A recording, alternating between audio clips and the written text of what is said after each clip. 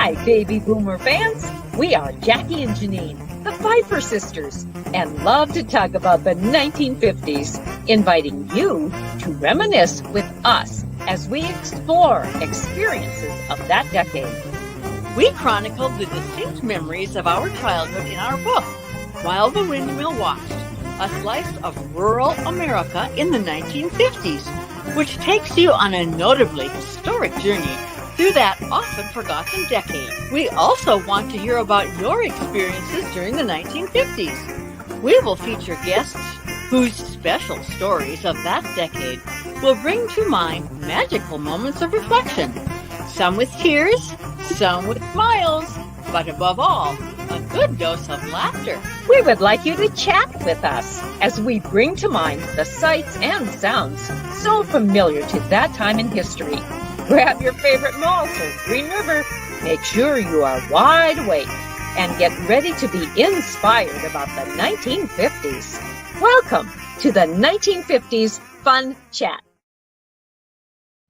Welcome, everybody. We are so glad that you are tuning in with us again. You're streaming with us. You're looking at this 1950s Fun Chat episode. And this is number, did I say 38, Jackie? In which we have recorded weekly with usually with a guest who either lived during the 1950s or whose life was influenced by someone who had lived during that mid 20th century decade. Today, Jackie and I are going to switch things up a little bit. And so, Jackie, why don't you tell our viewers what's happening today, please? I will tell our viewers, but first of all, as they're perusing the screen, I would like to make note of the little bar down at the bottom, the purple bar. It is running across the bottom, and it says www.whilethewindmillwatched.com. Now, anyone who goes there can find all sorts of information about our book and about this fun chat and about where the book can be purchased. Also, as you're perusing the screen, please note in the upper right-hand corner the beautiful North Dakota sunset, which wraps around our book. You'll also notice a little white emblem at the bottom. That is our latest award, and it's for the 2022 Independent Press Award in the category of Distinguished Favorite.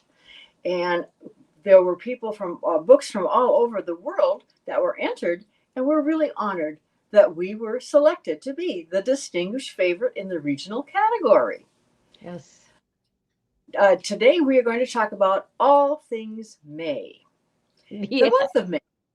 It was a very, very busy month for the Pfeiffers on the farm in May. As it's all months were busy, but this was an extremely busy month. We started out the first day, May Day, and I want to tell you just a little bit of a history about May Day. It is rich in folklore and in history and is celebrated with various festivals around the world. The May Day celebration dates back to the Middle Ages in England. Interestingly, from the late 19th century through the 1960s, the maypole dance and festivities became a rite of spring in some U.S. colleges. Seen as a wholesome tradition, this celebration often included class plays, a cappella concerts, cultural dancing, and music displays. And when Janine and I were students at NDSU in the late 1960s, we participated in something called Spring Sing and musical theater productions. Do you remember this? It's May, the lovely month of May. Yes, I do. And thinking about May Day and talk about celebrations and parades for May Day. Of course, living on the farm and in a rural community, it wasn't celebrated as a hip hop type of fun holiday with dancing around the maypole and that type of tradition, because we were probably in the field, or mom was planting a garden, or she was doing other things in the house. And Jackie, what do you most remember about our May Day activities? Well, in our corner of the world, May Day was noted by making May Day baskets from construction paper and filling a basket with a few flowers and sweets, and then sneaking in on the porch of a special friend, and then running away so they could catch you, or before they could catch you with a little cheek. However, we admit at some houses, we kind of sauntered away from the house with the hope of being caught. Well, good-hearted mom drove us to various farms of friends. Now, this tradition dated back to the 19th and 20th centuries. Mm-hmm. Well, I tell you, Jackie, if it hadn't been for the let's say the childhood desire to have Dennis Trogger catch me and kiss me, I probably wouldn't have participated. Oh, you're telling secrets. Well, did you have that same secret? You're not telling.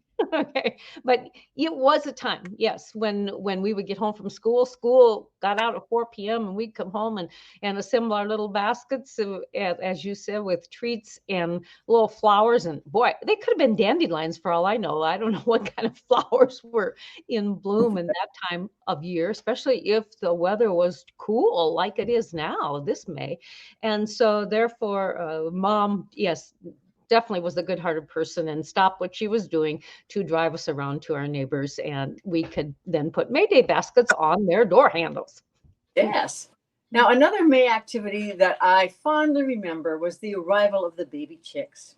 And if people can read more about this on page 129. The sweet little beep, beep, beep, beep, beep, beep greeted us as we loaded the boxes into our car.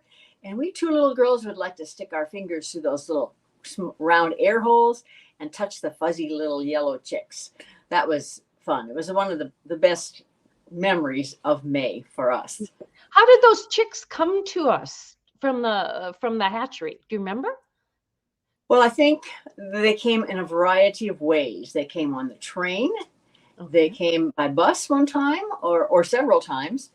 And we could have even gone to the PV elevator in Bismarck and pick them up at that time. Mm-hmm. There's a variety of ways, but you want to expand on that train arrival? What I remember about the chicks arriving on a train, and of course the Northern Pacific train went through Menoken. The track went through Menoken. It was a major railroad track through the state of North Dakota, east and west. And Mrs. Lois Strewing was the depot master. She lived in the depot, and then at the other end of the depot was a place for the freight that would be picked up to travel by train, or the mail bags. Mrs. Dance would bring them over across the tracks and deposit them. And sometimes the mail bags would be hung up on how high above the train, like hook. Yes, a hook, so that the train didn't stop. It just grabbed that mail bag when it went by, and the mail car of the train then had the mail, and they could sort on the train, and the mail could go to its destinations. So I'm thinking that when the chicks were on board that train in the freight car, or even in the mail car, because they certainly had to be tended to very delicately. These were little babies at that time, the train had to slow down and stop in order to drop off the chicks. And I'm sure that probably many of our neighbors, because at that time, so many farms had chickens on them, that was a way to feed the family. And in our case, it was also a way to make extra income, as Dad had an egg route in Bismarck. So therefore, these chicks became very much a part of our lifestyle and the lifestyle of those who lived in our community.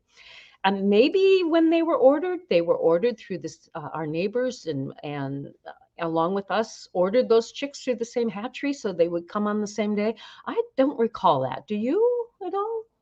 Not at all. Mm-hmm. We But were anyway, this little... we got the chicks, and they were fun. Right. Mm-hmm. Okay, we talked about the chicks. How about the newborn calves? Yes, we would in April. Yeah, we would start calving in April, and of course then we were calving in a lot because it was still the end of wintertime. There hadn't been enough sunshine for the pasture grass to grow and provide good eating for our cows and our sheep. Then in the first part of May, we would work those calves, you might say. They would be branded with the W-bar-C brand. Was it on the right hip, Jackie? Yes. Okay, the right hip. W hanging with a hanging C, and that stood. I often asked Dad, what does that mean? Because it certainly wasn't the letters for our family. And he said that, what was it, Jackie? That, It was Win Coleman. okay. That was Mm-hmm. Daddy's uncle, and Dad bought the uh, land from Win Coleman, and so Mm-hmm. Dad just kept it. He registered that to his name, Yes. and Win no longer needed the brand. Mm-hmm. So, Yes. And you know what? I still have two of those branding irons here.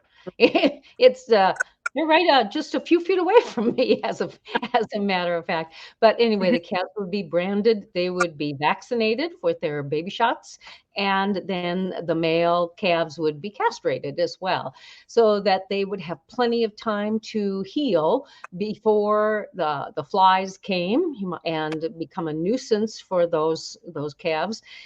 Then at that point, sometime shortly after that, the calves would be separated from their mamas. The cows would be loaded into trucks, and I think not only our straight truck, but a semi as well.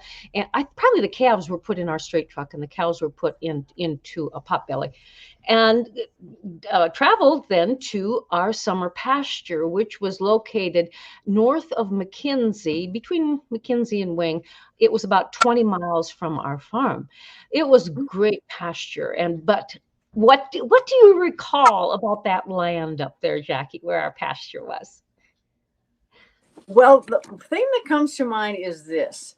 I used to enjoy riding horses with a friend up there. And you'd come over this hill, and then down below, you'd see these rings. And those rings were where the Indian teepees of so many years ago sat. And it was I just didn't fascinating know to that. me. Yeah. Oh, interesting. I did not recall that. What I recall is the topography of the land and the rocks. The, the rocks that were there and the rock piles that had been built, you might say, from by the previous owner and by, I'm sure, the children in that family to make that land more farmable, or even make it better for making hay. I don't recall that ground had been broken to till or to raise small grains on it, because mostly pasture ground. And I also recall a time that a friend of mine, this was in later years, but we were both very interested in cattle, and she came to visit me. And so we drove up to the pasture. Oh, my word, when we were throwing around looking at cows, I got the car hung up on a rock, Jackie. Oh, it was so, Way to make an impression. yes, I was so embarrassed. And of course, that was before the era of cell phones.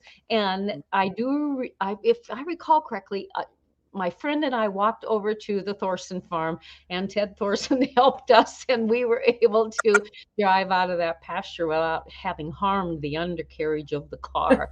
But it is such an interesting contrast, that the topography of our pasture land, where the cows had wonderful grazing, cows and calves, and of course we had dams that were there for to hold water.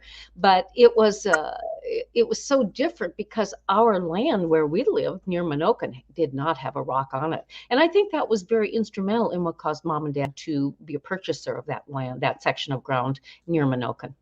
Yeah. And you mentioned dams, and actually Mhm. what is referred to as, they were called stock ponds. Ah, yes. Hmm. They were artificially dug out, and the water would collect in these ponds. And that's that besides the well that was up by the buildings, Hmm. and would serve as the water for the stock. And then Sure. across the road, that was pasture land, but across the road we also had some farmland. It was just all of a sudden it was flat, rather than the Mhm. pasture was rolling hills, but it was flat on the other side, and then we rented that farmland out. So, and we also made hay up there, and um, that was a long way to take a tractor and a mower and a rake to make hay, but that's what we did. Yes, yes. And that was primarily our winter feed, in hay, because Mm-hmm. then not only did we make it into big stacks, Dad had a hay bucker and we'll make it into stacks, but we also made some small square bales, and they were then both the stacks and the bales were loaded onto a house mover, the back of a house mover's truck, and hauled home in I think this was in September. And so then we had all kinds of feed at home to feed our cattle and sheep. But most of that hay came from our north pasture up there. It was a section and a half of ground, and the cows could enjoy some of it in the summertime, and the rest of it we made as hay. Indeed, indeed, yeah. Then not only though did we, in of course, summertime make hay, but let's talk about farming, planting in May. What do you recall about that? Well, Dad always was excited about that. He was a very good caretaker of his machinery and his tools. And I remember, I'll back up a bit, in the fall, he would put everything away, kind of button it up in the wintertime. And one of the things that he did was he applied axle grease to the plowshares and to the shovels, anything that was metal, covered so that it would not get rusty. But first of all, before that was put on, they were always clean. There was no soil left on any piece of equipment because the soil contained moisture and that caused rust. So even today, just this last week, I remember Dad and I cleaned very carefully the shovel I was using. Thanks, Dad. And how do you suppose he knew to do that? Because his father probably taught him that. Mm-hmm. You know, in our journey here and looking back, I am appreciating my grandpa more for who he was, and therefore passed down some really high standards and to my dad, and then we've learned from those. Yes, and Grandpa and Grandma Pfeiffer lived in Bismarck, which was just 10 miles from us. Of course, in that era, 10 miles seemed like a distance, and it was, because we were always conserving any money possible, and conserving in the way of trips to Bismarck for groceries or lessons or parts for equipment. And we were conserved because that was how you were able to provide for your family. Anytime you can conserve, you did. Don't you think that philosophy came out of the Depression era days? I do, and even before. I think people were just much more conscientious about their money and how it was used. And I think they were better stewards of the land as well. You know, that's a general opinion that I have. Yes. Well, Dad would always say how he would seed back then, and it was the crops we grew pretty much were spring wheat, oats. Sometimes we'd have spelts, sometimes we'd have flax. But in that era, there was a lot. Oh, and barley. Yep, sometimes barley. In that era of our farming anyway, Dad would lay aside half of those farming acres at home as summer fallow ground so that it could rest during the year. Then he was in the planting. He had a plow, a 4-bottom plow that was hooked to the tractor, hooked onto the back of that plow was a packer to pack that dirt after he had plowed it, and then hooked on behind the packer was a pony drill, and that's what seeded the ground then. And I do remember late in my high school years, I so look forward to coming home and getting off the bus and changing my clothes, getting on my bicycle, and bicycling out to the field, where not only did I take Dad a jug of water to enjoy, but then I would probably not the safest thing, but I would climb up on top of that cedar, and I would sit there and I'd just be in my glory watching Dad as he drove the tractor and we'd seed it. And I was so amazed to watch the soil being turned over by the moldboard plow. That was just fascinating to me. And especially the fact that all three of these processes for getting for making a beautiful seed bed and planting that seed then could be that I could be a part of that and learn about that just from watching. Yeah. And also we had corn as well. Very little bit, very Hmm. little bit. I do remember when Dad got this brand new corn planter. I think it was a 4-row planter, but it was a real lemon for him. And Oh, yes, and I do recall because Mom's brother Cliff was kind of a troubleshooter for the John Deere company, and this happened to have been a John Deere corn planter, and so there I do remember a couple times when Cliff stopped in to help Dad and get this planter working hmm. properly and as it was designed to do. And I don't think it was just a whole different planting and growing and harvesting process to have a row crop of corn versus to have small grains. So consequently, and along with the fact that the planter gave Dad fits, I think after a couple, 2, 3 years, he just decided it wasn't worth it, and he then stuck with planted small grains in Yeah. the springtime. Mhm. Okay. What else do we remember about Well, May? of course, when Dad was in the field planting grain, Mom was in the garden planting our harvest, what would be our harvest for our family which would be harvested in the summer and the fall. What seeds did we end up planting, Jack? Gardening was never my thing, but I had to do it because I was asked to do it. So, what do Well, you recall? he took care of planting the flowers, I believe. And we would do peas, beans, squash, and pumpkins. Hmm. Um, okay, what else? Was there broccoli ever? Carrots. Yeah. Cabbage. Yeah. As far as plants, cabbage and tomatoes and peppers, green Mhm. peppers. Sometimes Mom would plant sweet corn in the garden, but most often Dad planted that in the field Right. because of the quantity that we needed to can and freeze for our Yeah. family.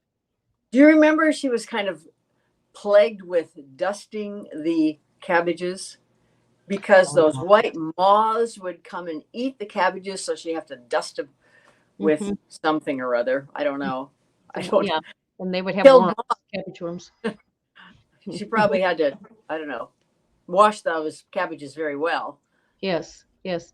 When I got to be a 4-H member later on, even though I didn't like gardening, I still liked to learn about different projects.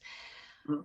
And I decided that particular year I would plant watermelon. We had not really planted watermelon before. Oh, we had planted cucumbers, so we didn't talk about that.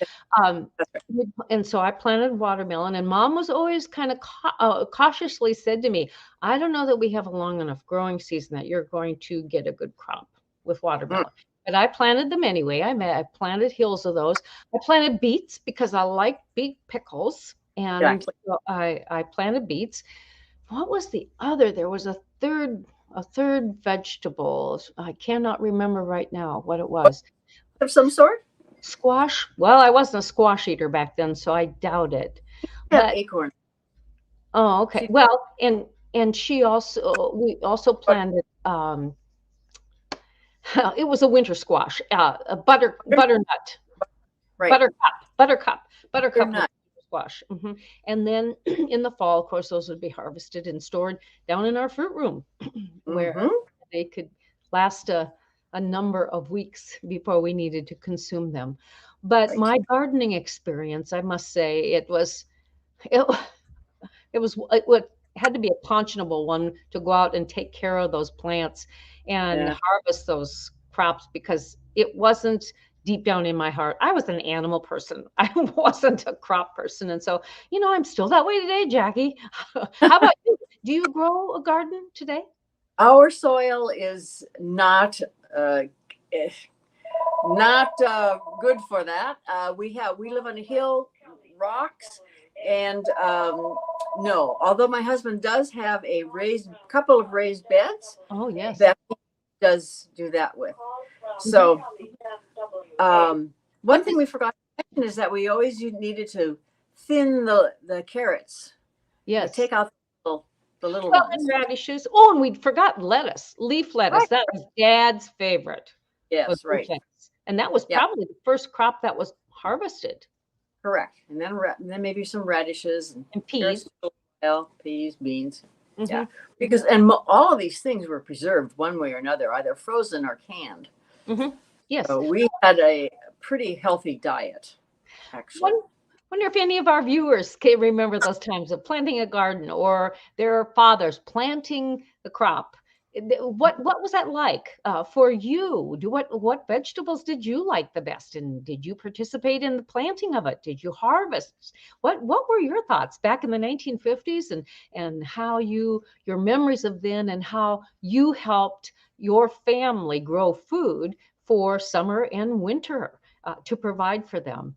But let's talk about, of course, this is May and school gets out in May. But what happened before the end of school? What activities did we do? Well, play day was really high on my enthusiasm list. Play day was an opportunity for country schools to participate in both intellectual contests such as spelling bees, math contests, etc. And then that was usually in the morning, and in the afternoon we had things such as three-legged race, high jump, low jump, baseball game, what else? That kind of thing. And we competed against others of the schools. Yep. Potato sack race, was that in there? Yes, it was. Okay. And I think there were dashes, like the 50-yard dash, or seems to me I'd participated in that, but I do remember Sharon Hauser and I were in the three-legged race. We tied our ankles together and we won that race. Okay, good for you. You were well coordinated then, together. We had practiced. Yes, we had practiced. Good. I like the long jump and the high jump for me. Do you still do those kinds of activities? High jump and low jump? I do a lot of hiking these days and mountain trails, so I guess that's about as close as we get to that. Well, not those play days, that Burleigh County play days was not only a time for us to compete against students within the county who were in country schools, but it gave us a chance to meet them. That was one way that we could meet kids in our county, but also when we were involved in 4-H. That was a huge organization in which to be involved, to meet kids in your area, your county, and to start to grow outside the box of living on a farm in the 1950s on the Great Plains. And really, it's probably not just the Great Plains. It was anywhere the 4-H program in our country was offered. Yes. So, and sometimes you re-met those kids at college too. I remember doing that. So, yes, that's right. My favorite, we're going to talk about senses here. We have them, but my favorite flower and my favorite fragrance to this day is the lilac. Yep. And whenever I smell a lilac, I think of home. We had a couple of colors, a lilac one and a dark purple one, I think. But in my today, I have 4 different kinds of lilacs here around my house. Just gives me a warm, fuzzy feeling. The lilacs at our house were planted on the south in a shelter belt on the south side of our house, the south side of the garden and the house. And of course, those southern breezes, summertime, would blow the fragrance of the lilacs into our home. We did not have air conditioning, and so the windows were open in the spring and the summer, and the curtains blew gently. And of course, then when the rains came, the windows went shut, and the house might still have been permeated with the fragrance of lilacs. But yes, that certainly is a warm fuzzy of memories of home, especially in the 1950s. So in concluding our memories of May in growing up on the plains in North Dakota in the 1950s, there's one special day at the end of the month. And we would celebrate that. What was that, Jackie? And that was Memorial Day, sometimes called Decoration Day. And I have a little quote here I'd like to tell you a little bit about even the history of Memorial Day. Originally, it was Decoration Day from the early tradition of decorating graves with flowers, wreaths, and flags. Memorial Day is a remembrance of those who have died in the service of our country. It was first widely observed on May 30th of 1868 to commemorate the sacrifices of Civil War soldiers. In 1873, New York was the first state to designate Memorial Day as a legal holiday. And after World War I, it became an occasion to honor all those who had died in America's wars. Yes. In 1971, Congress passed the Uniform Monday Holiday Act, and that established Memorial Day as the last Monday in May. Now, I'm going to read from page 201 of our book, and this will tell you a bit about our Memorial Day. Mm-hmm. Decoration Day, as Memorial Day was called before 1967, was a time when we reconnected with a maternal legacy in Oaks. We spent the morning placing flowers beside the gravestones of family who have gone before us. Respect for the deceased was observed by carefully walking around the grave, never on top or across it. We still follow that same cemetery etiquette as adults. This solemnity was followed by a picnic and cousin fun in the cool shade of the orchard in Grandpa and Grandma's farm. Mm-hmm. What we would do would be our cousins would play in the farm all around the farm. And one of our most favorite places was the hayloft in Grandpa's big red barn. And we played games of cowboys and Indians and hide and seek. And meantime, the parents were playing cards, and they tell stories around the dining room table. And they seemed to enjoy being together, as there was usually a lot of laughter coming through the open window in the dining room. Mm-hmm. Our Aunt Myrna had a movie camera, and that was quite an experience. You want to tell about that? People, if you have ever lived with the experience of being blinded by floodlights in your eyes because of an 8mm movie camera and the floodlight bar, you will recall what it was like. Of course, in that time, a movie camera was quite the invention because we were only used to still cameras. Kodak was in the still camera business then. And Aunt Myrna had a movie camera. And of course, because we were so unfamiliar with what a movie camera did, she had to, as she was taking the footage of us, we were so used to standing still, she said, "No, move." And so oftentimes we would wave in the camera. That was a big thing. Do you remember that, viewers? If you waved in the camera, or you smiled, or you made faces at the camera, or you might have hugged someone, but it was just hard to come up with the way in which you could move, especially when you were told to move, but you were supposed to kind of be in the same spot too. But it was easier to do that when she took movies outside, when we had picnics outside. But most often we were indoors, and then of course she had that bar of 4 floodlights on that blinded us. So we'd be with our eyes shut, trying to keep the light out of our eyes at the same time waving, and she'd be hollering move, and anyway, that's what I remember about the first moving camera that there was.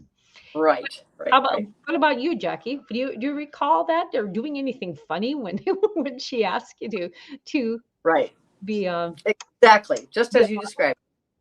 Well, and going on from there, this didn't happen during. Well, it might have. No, during Memorial Day, but it was during our childhood. And on the other side of the family, our Uncle Johnny had a movie camera, an 8mm movie camera with those same floodlights. And one time he was showing us, when we'd gone to visit Mom and Dad and Jackie and me, he was showing us footage of movie that he had taken of his immediate family, and they were sitting down at breakfast time and eating pancakes. So we were watching our cousins and their children and our Aunt Ella eating pancakes. Well, then all of a sudden, when rather than putting the food into their mouth, they were taking the food out of their mouth with their fork. And I think we, as the watching audience, we were kind of amazed at why that was happening. And then we just all started bursting out in laughter because Johnny had reversed the film as it was being projected through the camera at that time, and that was a hoot. And so every time we would go to Johnny and Ella's in Jamestown, we'd say, "Oh, we want to see that pancake film again," because it was so funny for us. And we never had a movie camera. Mom was into still pictures, and then I think you got your first Brownie camera, right? And as a teenager, probably. And so that was a new thing for us. And again, how many of you listeners and viewers can recall those funny times of being introduced to a movie camera? But it was fun, a Memorial Day, going to Grandpa and Grandma's at Oaks, that when they lived on the farm. And Grandpa, I don't have that many memories of that time, because when I was 7 years old, Grandpa died. So that was in 1957. He had a farm accident and died. And consequently, then our grandma and my mom's brother moved into the town of Oaks, and we no longer had the opportunities to go out and be farm kids and on their farm and get dirty and play with our cousins and crawl over the tractors and play cowboys and Indians and hide and seek and just have fun. But it was just a wonderful experience. And we noted in the book that there were 2 times of the year where we would go to Oaks or to Hecla, South Dakota, which was just south across the border, to visit our aunt and uncle and their family at Arrowhead Ranch, the Treby Ranch at Hecla. And that would have been at Memorial Day and at Thanksgiving. And then I think Dad was, I think he took time away from the farm, whether he was planting a Memorial Day or if he had some type of activity that needed to be done for the crop, or in November, when always at Thanksgiving time there was a snowstorm. Always we drove home, it seemed like, in a snowstorm. But he knew that, and he loved Mom enough that he knew that she needed to reconnect with her family. And those 2 times of the years were just perfect for her to do that, and allowed us to meet our cousins and to learn about them and our grandpa and grandma Louise. And it was a fun time, and certainly very appreciative of Dad that he took that time to do that for Mom. And he enjoyed it too. And now it's time to wrap it up. All right. Yes. And this has been a fun walk down memory lane. The month of May, who would have known that was the activities of this month were so influential in our lives. And next time, Jackie, we will have another guest, we anticipate, or else it'll be you and me again talking about another event in our lives during the 1950s. But think about those days, folks. Think about those days of the 1950s when there were poodle skirts, there were malt shops, there were cool cars, and there were fun things such as getting together with your family on certain holidays and enjoying each other, such as we had done. And as we leave, we want you to take a look at that red subscribe button and click on it. And also pay attention to the thumbs up button. Please check that. And tell your friends, even your relatives, about the 1950s Fun Chat. Mm-hmm. Don't be afraid to share this video or all of our videos with your friends and family, because it really broadens your experiences about the 1950s. And who knows, you just might want to go to our website and buy that award-winning book, While the Windmill Watched: A Slice of Rural America in the 1950s. And also, all of the Fun Chats are logged and recorded and archived onto our website on the homepage. If you go in the upper right-hand corner, you will click on the tab, the 1950s Fun Chats, and you can just have a ball going back over the previous 37 episodes that we have recorded. So until next time, we thank you for being a part of our 1950s Fun Chat, and we'll see you next time. Bye-bye. Toodaloo.